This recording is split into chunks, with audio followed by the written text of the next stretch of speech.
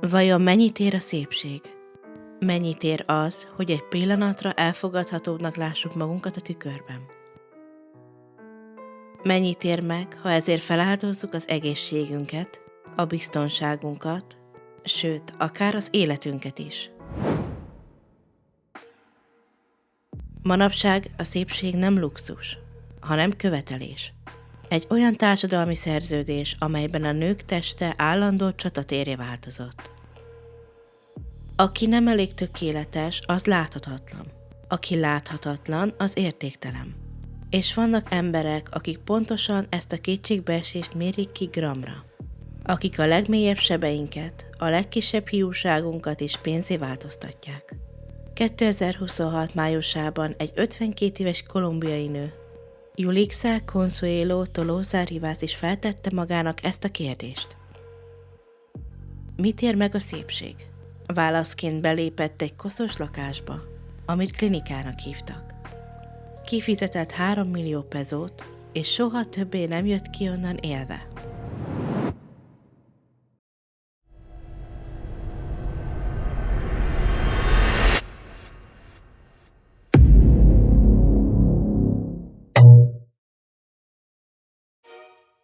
Yulixa a Diamond Nails, vagyis az Unas Diamante nevű saját szépségszalonját vezette.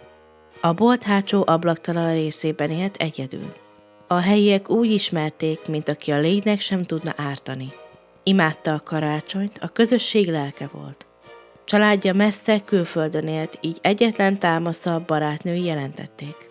Közöttük Estefania López, egy szempilla stylist, akivel egy ideig együtt is laktak. De Yulixa mosolya mögött egy mély, soha be nem gyógyult sebb tátongott. Csecsemőkorában a biológiai anyja Nubia Telosa egyszerűen lemondott róla, és átadta egy unokatestvérének. Ez az elhagyatottság egy életre megnyomorította a lelkét. Kétségbeesetten vágyott az elfogadásra, a szeretetre, és egy olyan világban, ahol a női testet folyton kritizálják. Ez a bizonytalanság végzetes döntéshez vezetett. Olcsó, illegális megoldást választott, hogy megváltoztassa a testét. És egyenesen a mészárosok karjaiba sétált. Bogota déli részén működött a Beauty Laser nevű intézmény. A név luxus sugalt, a valóság azonban vérfogyasztó volt. Nem volt váróterem. Nem volt steril műtő. Egy átlagos 3-szobás lakásról beszélünk, ahol a hálószobákat hordágyakkal és alapfokú kozmetikai gépekkel zsúfolták tele. Egészségügyi engedély 0. Higiénia 0. A helyet egy 30 éves venezuelai nő, María Fernanda Delgado Hernández irányította, akit mindenki csak María Fernanda Martínezként ismert. Ő maga hamisította a labor eredményeket. A sebész egy Eduardo Davis Ramos nevű férfi volt, akinek semmilyen orvosi papírja és a kolumbiai egészségügyi nyilvántartásban semmilyen nyoma nem volt. És nem Yulixa volt az első áldozatuk. Egy másik páciensüket korábban kritikus fertőzéses állapotban vitték kórházba. És nem sokkal korábban egy 23 éves lány került intenzív osztályra, egy hasonlóan elrontott illegális zsírleszívás miatt. A gépezet pedig működött, a hatóságok pedig vakok voltak. 2026. május 13-a szerda. Yulixa fekete melegítőben lépkedett az épület felé. Kísérője Stefania López visszaemlékezése szerint a nő megállt, zsebre dugta a kezét, és hosszú percekig csak állt a bejárat előtt. Mintha érezte volna a bajt, de már nem tudott visszafordulni. A műtét reggel 8:30-kor volt, és gyötrelmesen hosszúra nyúlt. 5 órán át tartott. Azt hitte, végre valóra válthatja azt, amire oly régóta vágyott. Egy formásabb, feszesebb testet akart. Az eljárás, amit választott, az egy lézeres zsírleszívás volt. Ez a műtét nem egyszerű zsírleszívás. A klinika ígérete szerint a lézeres technológiával megolvasztják a zsírt, a hasán, a derekán és a hátán, majd kanülökkel eltávolítják. A leszívott zsír egy részét pedig át akarták ültetni a fenekébe, hogy tökéletes alakot formázzanak. Összesen 3 millió kolumbiai pezót fizetett ezért a csomagos beavatkozásért. Olcsóbb volt, mint a rendes klinikákon. Sokkal olcsóbb. Ám a valóság azonban teljesen más volt. A műtő egy átlagos lakás egyik szobája volt. Semmilyen egészségügyi engedély, semmilyen valódi steril környezet. Az eljárás több mint 5 órán keresztül tartott. Julissa a műtét közben elviselhetetlen fájdalmat érzett. A személyzet bevallása szerint ekkor megduplázták a ketamin adagját, hogy el tudja viselni a fájdalmakat. Ám ez a döntés végzetesnek bizonyult. A ketamin erős érzéstelenítő, de megfelelő monitorozás és lélegeztető berendezés nélkül könnyen légzésbénulást, oxigénhiányt és keringési összeomlást okozhat. És pontosan ez történt Julissával is. Délután 1 óra körül, amikor kihozták a szobából, a barátnője leírása szerint az ajkai kékek voltak, a bőre jéghideg és a pupillái kitágultak. A teste elernyett, a vizeletét sem tudta visszatartani. Magatehetetlen állapotban a személyzetnek kellett lecipelnie a 3. emeletről a 2. Aztán a személyzet megkérte a barátnőjét, hogy menjen tiszta váltóruhát, és személyes holmiait elhozni, mert lehet, hogy ott kell tölteni az éjszakát megfigyelés alatt. Vonakodva, de elindult. Mindössze néhány percre hagyta magára barátnőjét, és amikor visszaért, minden megváltozott. Az ajtók zárva voltak. A lakást sietve kitakarították. És Julissa és a holmia is eltűnt. Stefania és a többi barátnő kétségbeesetten dörömböltek az ajtón, de senki nem nyitotta ki. Ekkor már tudták, hogy valami borzalmas történt. Miközben ők ruháért mentek volna, a klinika személyzete elindította a bizonyítékok eltüntetését, és Julissát kivitték az épületből. A barátnője később így emlékezett vissza. Olyan rossz állapotban volt, hogy alig tudott lélegezni. Videóim is vannak róla, amint visszamentem, már semmi nem volt ugyanaz.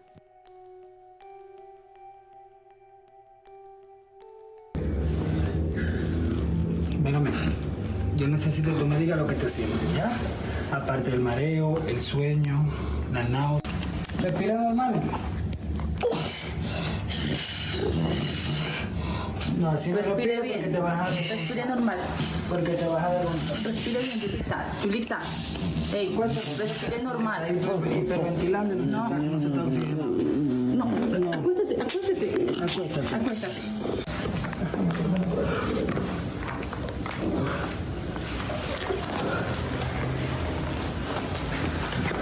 No grabes. Volt egy szemtanú, akiről a gyilkosok majdnem megfeledkeztek. A szomszédszobában feküdt egy 32 éves Monterreyból származó nő. Cindy, akit 2 nappal korábban műtöttek. Cindy a sötétben hallotta a kapkodást, a tompa puffanásokat, majd a fagyos csendet. Este 9-kor felébredt, és rázárták az ajtót. Magára hagyták az üres lakásban. Az utcán sétálók hallották meg a sikoltását, végül a tűzoltók törték rá az ajtót és szabadították ki.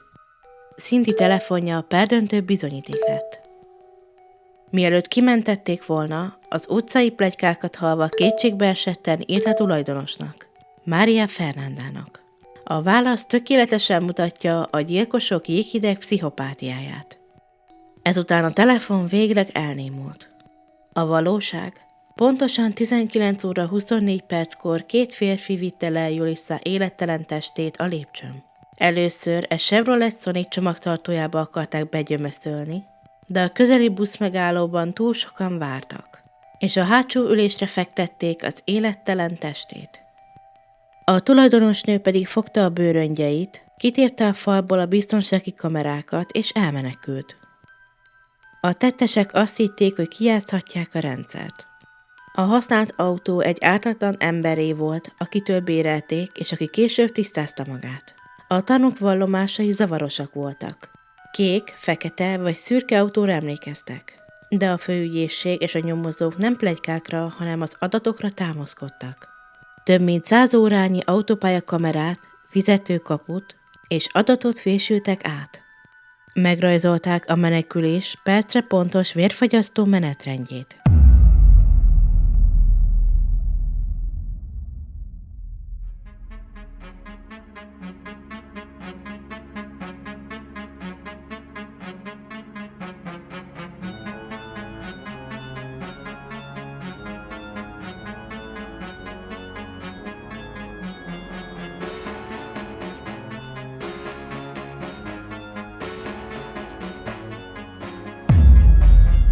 6 napig tartó feszült kutatás következett. Május 19-én a hatóságok megtalálták a holttestet. A bizonyítékok.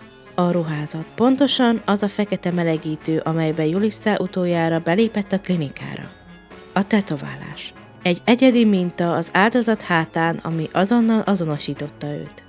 A műtéti nyomok. Friss, gyulladt hegek és kötések a hason és az ágyékon. A hentes munka bizonyítéka. A testet a Medical Legal Bonds-terembe vitték. A botrány országos méretűre duzzadt. Bogotá polgármestere Carlos Fernando Galán nyilvánosan üzent Julissa édesanyjának leszögezve, ez nem orvosi hiba, hanem brutális gyilkosság volt. Az áldozat testvére igazságot követelt.